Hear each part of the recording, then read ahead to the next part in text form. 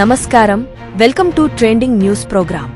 నా పేరు సౌందర్య. ప్రస్తుతం ట్రెండింగ్ వార్తల విషయానికి వస్తే, మరియు తెలుగుదేశం పార్టీ నేతలు, కార్యకర్తల అణచివేతే లక్ష్యంగా అధికార పార్టీ అక్రమ కేసులు పెడుతోందని గవర్నర్కు తెదేపా అధినేత చంద్రబాబు లేఖ రాశారు.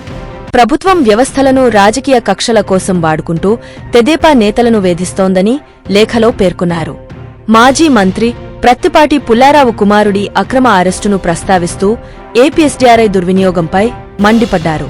ప్రభుత్వ విభాగాల ద్వారా తెదేపా నేతలు, కార్యకర్తలపై జగన్ అక్రమ కేసులు పెట్టి వేధిస్తున్నాడని చంద్రబాబు ఆగ్రహం వ్యక్తం చేశారు.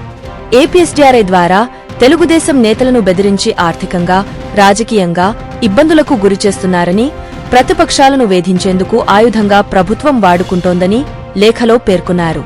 అధికార పార్టీకి విధేయుడైన చిలకల రాజేశ్వరరెడ్డిని ఆ సంస్థకు ప్రత్యేక కమిషనర్గా నియమించుకుని తెదేపా నేతలను టార్గెట్ చేస్తున్నారని మండిపడ్డారు. ఎమ్మెల్యే ఏలూరి సాంబశివరావును కూడా ఈ విభాగం ద్వారా కేసులు పెట్టి ఇబ్బందులు పెట్టారన్న చంద్రబాబు మళ్లీ ఇప్పుడు ప్రత్తిపాటి కుమారుడు శరత్ను కేసులో ఇరికించి అరెస్టు చేశారని ఆవేదన వ్యక్తం చేశారు.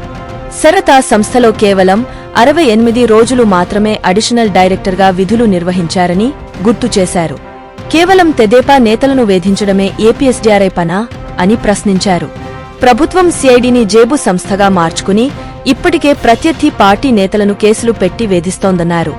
ఏపీఎస్డీఆర్ఐ వేధింపులు భరించలేక పలువురు వ్యాపారవేత్తలు న్యాయస్థానాన్ని ఆశ్రయించారని గుర్తు చేశారు.